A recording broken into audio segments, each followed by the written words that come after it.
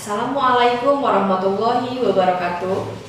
Perkenalkan, nama saya Resti Mustika Pratiwi. Saya adalah dosen tetap program studi Ilmu Komunikasi Fakultas Komunikasi dan Informasi Universitas Garut. Beberapa mata kuliah yang saya ampu diantaranya pengantar manajemen komunikasi, PR writing, audit komunikasi, periklanan, manajemen PR, pengantar PR strategi dan taktik, sosiologi komunikasi, dan cyber PR. Pada kesempatan ini, saya akan menjelaskan teknik pengajaran yang saya gunakan pada mata kuliah pengantar manajemen komunikasi. Pada mata kuliah ini membahas pengertian dasar manajemen komunikasi yang pada intinya bagaimana manajemen komunikasi berperan sentral dalam proses komunikasi dan dalam pengembangan organisasi. Mata kuliah ini berbobot 3 SKS bagi mahasiswa semester 3. Capaian pembelajaran yang diharapkan pada mata kuliah ini, mahasiswa diharapkan mampu yang pertama bertakwa kepada Tuhan Yang Maha Esa dan ditunjukkan dengan sikap religius. Kedua, menguasai kaidah, prinsip, dan teknik komunikasi dalam berbagai ruang lingkup komunikasi, yakni komunikasi antar pribadi, komunikasi kelompok, komunikasi organisasi, komunikasi massa. Yang ketiga, mampu berpikir logis, kritis, sistematis, dan inovatif dalam konteks pengembangan atau implementasi ilmu pengetahuan dan teknologi di bidang komunikasi. Yang keempat, mampu berkomunikasi dan bernegosiasi dengan stakeholder secara efektif. Adapun beberapa materi pembelajaran yang diberikan selama 14 pertemuan, diantaranya yang pertama, kontrak perkuliahan, pengantar manajemen komunikasi, dan konsep sistem. Kedua, konsep dasar manajemen. Ketiga, sistem dalam pengelolaan organisasi. Keempat, konsep dasar komunikasi. Kelima, komunikasi dalam organisasi. Keenam, sistem manajemen komunikasi. Ketujuh, model komunikasi strategis. Kedelapan, korelasi antara manajemen komunikasi dengan kemampuan berkomunikasi. Kesembilan, aspek manajemen komunikasi dan jaringan kerja komunikasi dalam organisasi. Kesepuluh, sikap yang memengaruhi manajemen komunikasi. Kesebelas, kepemimpinan dalam manajemen komunikasi. 12. Motivasi dalam manajemen komunikasi. 13. Kinerja dalam manajemen komunikasi. 14. Diversitas. Proses pembelajaran, kehadiran minimal 75% sebagai prasyarat untuk mengikuti ujian akhir semester. Toleransi keterlambatan 15 menit dari jadwal. Apabila lebih, maka mahasiswa tidak akan diabsen. Untuk metode perkuliahan, yang pertama menggunakan pendekatan student center learning, yaitu mahasiswa diwajibkan membaca materi perkuliahan sebelum perkuliahan dimulai. Kedua, mengerjakan tugas tepat waktu sesuai dengan yang dijadwalkan. Yang ketiga, mahasiswa wajib memiliki minimal 1 sumber bacaan. Sumber referensi yang saya gunakan adalah buku-buku yang berjudul yang pertama, Sistem Manajemen Komunikasi karya Dewi Sudarsono. Yang kedua, Manajemen Public Relation dan Media Komunikasi karya Rosadi Ruslan. Yang ketiga, Manajemen Public Relation karya Modisan. Yang keempat, Logika Komunikasi karya Jainul Ma'arif. Yang kelima, Teknik Praktik Riset Komunikasi karya Rahmat Kriantono. Yang keenam, Manajemen Komunikasi karya Rizky dan Doni, serta beberapa referensi pendukung berupa jurnal ilmiah. Selanjutnya adalah bagaimana cara saya berinteraksi dengan para mahasiswa di ruang pembelajaran. Yang pertama, mengajak dan mendorong para mahasiswa aktif di kelas. Yang kedua, menggunakan WhatsApp group. Di sini kami bisa bebas berdiskusi, sharing mengenai materi, tugas, atau apapun itu, termasuk memberikan konfirmasi jika dosen atau mahasiswa berhalangan hadir. Selanjutnya adalah bagaimana cara saya memberikan penilaian terhadap hasil pembelajaran mahasiswa. Yang pertama kehadiran 10%, tugas 20%, ujian tengah semester 30%, dan ujian akhir semester 40%. Selain itu, saya juga memberikan nilai tambahan untuk mahasiswa yang aktif di kelas, seperti menjawab pertanyaan dari dosen mengenai materi yang diberikan dan aktif pada saat berdiskusi, sesi tanya jawab jika ada yang presentasi kelompok. Selain sebagai dosen tetap, saya juga merangkap sebagai humas di Fakultas Komunikasi dan Informasi Universitas Garut. Tugas saya mempromosikan kampus, khususnya Fakultas Komunikasi dan Informasi, dengan cara roadshow ke sekolah-sekolah dengan tim. Selain itu, memonitoring mahasiswa yang sedang job training di beberapa perusahaan. Berikut ini saya persembahkan rekaman pembelajaran pada mata kuliah pengantar manajemen komunikasi.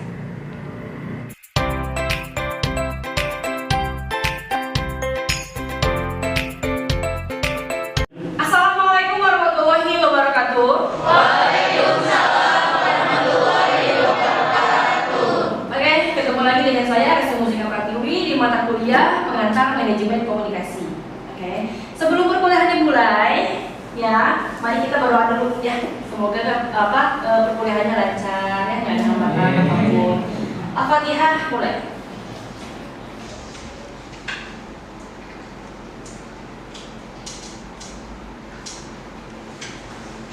Berdoa selesai. Oke, hari ini kita di pertemuan 2 ya. Ibu akan membahas mengenai konsep dasar manajemen. Ya, mungkin sebelumnya kemarin udah ada yang baca-baca dulu di rumah. Ibu mau tanya nih ya, sejauh mana gitu pengetahuan kalian mengenai manajemen? Apa sih yang disebut dengan manajemen itu? Apa sih yang kalian ketahui tentang manajemen? Silakan acungkan tangan. Bu, saya Dian. Menurut saya manajemen itu suatu seni untuk mengatur seseorang, Bu. Oke, Dian. Seni untuk mengatur Seseorang. Oke. Yang menjawab saya kasih nilai plus ya. Ada lagi? Siapa yang mau menjawab? Apa sih yang kalian ketahui tentang manajemen? Saya menjawab. Oke, Kira? Menurut saya manajemen itu adalah suatu tindakan untuk perencanaan atau pengorganisasian. Oke. Oke, tadi menurut dia manajemen itu adalah seni ya, seni. Dan menurut Mira, manajemen itu perencanaan. Oke, bisa ya. Tidak ada yang salah dua-duanya ya, karena pengertian manajemen itu banyak sebenarnya. Nah, di sini juga ada menurut Parker ya, manajemen adalah seni melaksanakan pekerjaan melalui orang-orang, ya kan? Manajemen itu kan memanage, mengatur kayak gitu ya, sangat luas lah ya. Bisa ada, kalian nanti lihat juga nanti definisi-definisi menurut beberapa para ahli kayak gitu. Oke, dari sini kita membahas lanjut ke peran komunikasi dalam manajemen. Peran komunikasi dalam manajemen. Komunikasi menyentuh segala aspek dalam kehidupan kita, ya. We cannot stop to communicate. Kita tidak bisa jika tidak berkomunikasi. Ada yang bisa sehari aja nggak komunikasi? Nggak mungkin ya, kan? Kita dari bangun tidur sampai tidur lagi pasti berkomunikasi, ya. Yang namanya komunikasi itu bukan hanya berbicara, bukan hanya mengobrol, tapi dengan cara kita membaca buku, membaca WA, ya, mendengarkan televisi, radio, atau mendengarkan suara gaduh di dapur mama sedang masak, itu juga komunikasi, ya. Misalkan dengan cara kita bangun tidur, otomatis misalkan contoh Salsa, ketika dia bangun tidur, yang dia cari adalah handphone, ya. Dia mencari handphone, ingin mengecek WhatsApp-nya, apakah BBM-nya nge-WA? Enggak, gitu ya. Dari mulai pagi tuh, dia pas bangun tidur buka handphone, tiba-tiba ada WA dari BBM-nya. Pagi Beb, gitu kan? Gimana? Jajan enggak, gitu kan? Bikin apa? Bikin aku enggak? Itu kan udah komunikasi, ya. Itu udah bentuk komunikasi. Berarti kan dari bangun tidur dia udah berkomunikasi dengan pacarnya, ya kan? Belum cuci muka, belum sikat gigi, tiba-tiba buka handphone, langsung ya Beb.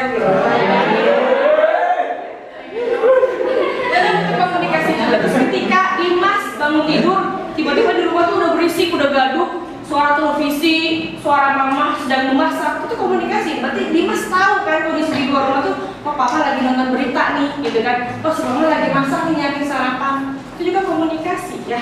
Gitu. Jadi yang namanya komunikasi itu sangat luas ya, bukan hanya berbicara, mengobrol, tapi mendengarkan, menulis, gitu. Jadi itu bentuk komunikasi ya. Terus kan kita tuh tidak bisa apa kalau tidak ada komunikasi, memang benar kan. Contoh aja, kita misalkan di rumah, siapa tadi namanya? Mira ya.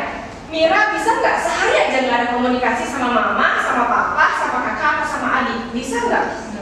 Nggak mungkin ya. Gimana itu keluarga? Kok nggak kondusif gitu kan? Berarti ada sesuatu ya, ada sesuatu di dalam keluarga tersebut jika tidak ada komunikasi di dalam sebuah keluarga. Pasti ada apa-apanya gitu kan? Nggak mungkin ya, pasti ada komunikasi. Contohnya aja, ibu ya di rumah. Bangun tidur udah ada morning kiss ya kan dari suami. Komunikasi juga ya, komunikasi untuk kasih sayang antara suami dan istri. Itu udah komunikasi juga ya. Kayak gitu. Terus misalkan di sebuah kelas ya, kita kuliah di Kominfo. Terus di kelas tuh nggak ada komunikasi, terus apa yang akan ibu sampaikan kepada kalian? Gitu kan ya, kalau nggak ada komunikasi, pesan apa yang disampaikan? Kalian nggak bakal dapat info apa-apa dong dari mata kuliah manajemen komunikasi gitu ya, kalau tidak ada komunikasi. Terus misalkan di perusahaan, jika tidak ada komunikasi, apakah perusahaan tersebut akan berjalan dengan lancar? Enggak kan?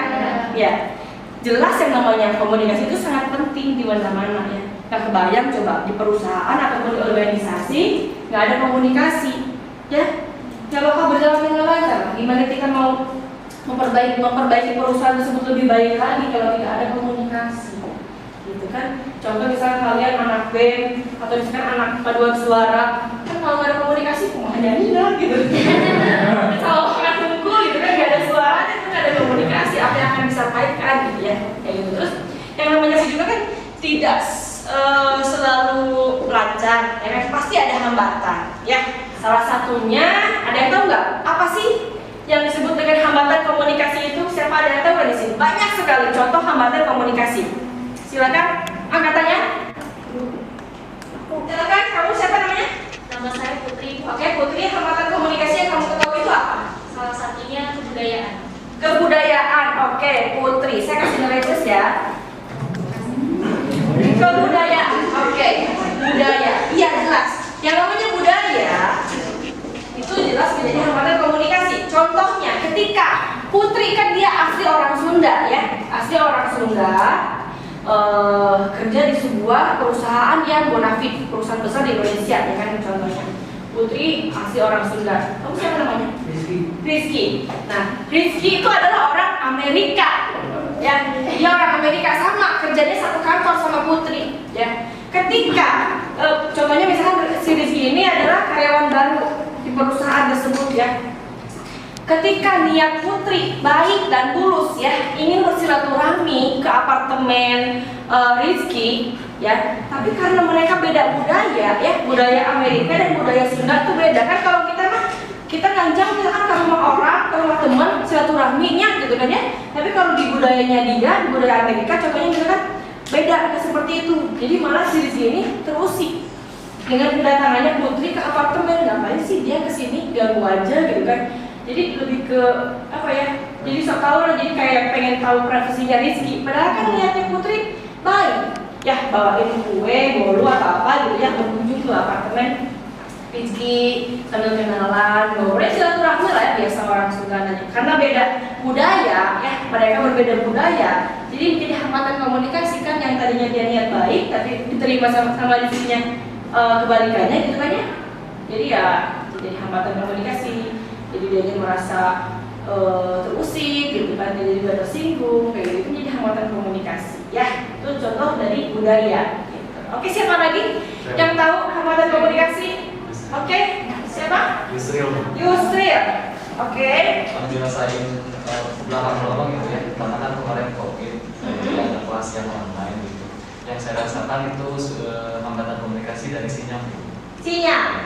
Oke, benar ya. Sinyal menjadi hambatan komunikasi juga, jelas ya. Ketika kita kuliah daring, ya kemarin kuliah daring gitu kan, ketika tidak ada sinyal, si Bu Risa itu ngomong naon, berbek, kan putus ada mana gitu, atau misalnya ngapain lah gitu, itu jadi hambatan juga ya. Ketika siapa kamu tadi namanya? Adila sinyalnya kencang bagus ya kan, di rumah Yusuf sama Adila beda posisi. Dia tahu, jadi berarti dia penyerapan informasinya lancar gitu ya. Dia tahu bahwa minggu depan itu ada tugas dari ibu. Tapi kan di rumah Yusril sinyalnya jelek. Jadi ketika pas minggu depan tugas diumumkan, lah dia belakang. Mana ya tugas itu? Padahal kan ya karena sinyal menjadi hambatan. Jadi pesan yang disampaikan oleh ibu tidak tersampaikan kepada Yusril, itu menjadi hambatan komunikasi juga ya. Adila misalnya, Adila nge-WA atau misalnya nelfon ke Yusril, misalnya kalian pacaran nih contohnya, ya pacaran contohnya, mau cemburu salsa, makanya kalian pacaran, nyari Osna I love you gara-gara sinyal buntut, ya kan? Jadi I hate you kadang murahkan dari pasti ya, itu jadi hambatan komunikasi juga. Gitu. Oke, ada lagi hambatan komunikasi ya? Ini Bu, gagap teknologi. Gagap teknologi, oke. Kamu bisa ngasih contoh nggak? Karena misalnya di sebuah perusahaan nih yang mengharuskan para karyawannya menggunakan sosial media, tapi kan ada beberapa karyawannya yang tidak bisa atau bahkan tidak menggunakan sosial media. Oke, ya gitu ya. Jadi contoh aja misalkan di sebuah perusahaan diwajibkan semua karyawan misalnya mengunduh sebuah aplikasi yaitu WhatsApp Group ya kan, atau Telegram kayak gitu. Namun misalkan ketika Dimas dia merasa dirinya gagap teknologi ya kan, dia nggak bisa pakai WA sama pakai Telegram, boro-boro pakai aplikasi seperti itu, dia megang handphone juga enggak, contoh gitu, berarti kan kayak gitu. Jadi yang punya komunikasi itu sangat fokus ya, chill ya, komunikasikan chill ya. Oke. Lanjut nih di sini kaitannya dengan manajemen bagaimana ya, kita bahas kaitannya. Hidup itu penuh dengan tujuan. Manajemen yang merupakan komponen planning, organizing, actuating, dan controlling merupakan seperangkat instrumen pemikiran dan tindakan untuk meraih tujuan tersebut ya. Life is about managing ya. Hidup adalah tentang memanage, kita mengatur. Karena kan tadi sudah dijelaskan juga ya, nggak mungkin kan di sebuah perusahaan tidak ada manajemen ya, tidak di manage, ataupun di sebuah bank Vcom tidak ada manajemen. Jadi boro-boro organisasi atau perusahaan lah, hidup kita aja kalau tidak diatur, kalau tidak di manage pasti berantakan ya. Yang banyak kita kan hidup yang lebih baik lagi gitu ya. Setelah lulus S1 pasti kalian mau kerja gitu kan, mau S2 dulu pasti kan di planning ya, di manage, diatur. Kalau misalkan berat emang cewek malah berangkat itu nggak ada pengaturan seperti itu, nanti yang ada hidup kalian terlantung-lantung gitu kan ya, berantakan. Jadi memang harus di manage juga kayak gitu. Nah, disadari atau tidak, keterampilan kita mengelola segala hal ya akan mencerminkan siapa diri kita. Pengelolaan itu pula yang akan turut menentukan akhir dari sesuatu. Tentu saja tidak ada keterampilan yang datang tiba-tiba ya. Jadi semua itu butuh proses ya. Gak mungkin ujung-ujung kalian beres S1 ujung-ujung jadi direktur perusahaan, gak mungkin ya. Gak mungkin, pasti butuh proses ya. Mengenai planning, actuating, controlling, dan evaluasi nanti bisa kita dibahas untuk minggu depan gitu ya. Nah, untuk selanjutnya di sini ada tugas ya. Ada tugas untuk kalian kerjakan ya di rumah. Tugasnya 1 sampai 6 ya, cuma 6 soal aja gitu tugasnya. Nanti saya share. Oke. Yang pertanyaan apa? Untuk pengerjaan tugasnya ditulis tangan atau diketik? Oke, untuk pengerjaan tugasnya ditulis tangan aja ya. Ditulis tangan. Jadi jangan diketik, takutnya kalau diketik nanti kalian bisa copy paste gitu kan ya. Takut nanti tinggal ganti nama dan NPM sama kalian. Oke, sampai sini ada yang tanyakan? Bu, ya? aku untuk deadline-nya sampai kapan? Oke, ini tugas dikasih waktu minggu depan aja ya. Sampai minggu depan, jadi sebelum perkuliahan manajemen komunikasi sudah selesai dikumpulkan. Boleh nanti di kolektif di sekretaris ya, nanti dikumpulkan ke ibu langsung. Boleh ibu. Oke, Terima kasih. ya ada yang ditanyakan sampai sini teman-teman? Tugas ya? Oke, untuk minggu depan kita akan membahas mengenai pengelolaan organisasi ya. Nanti tolong baca-baca, pelajari di rumah sebelum masuk ke kelas.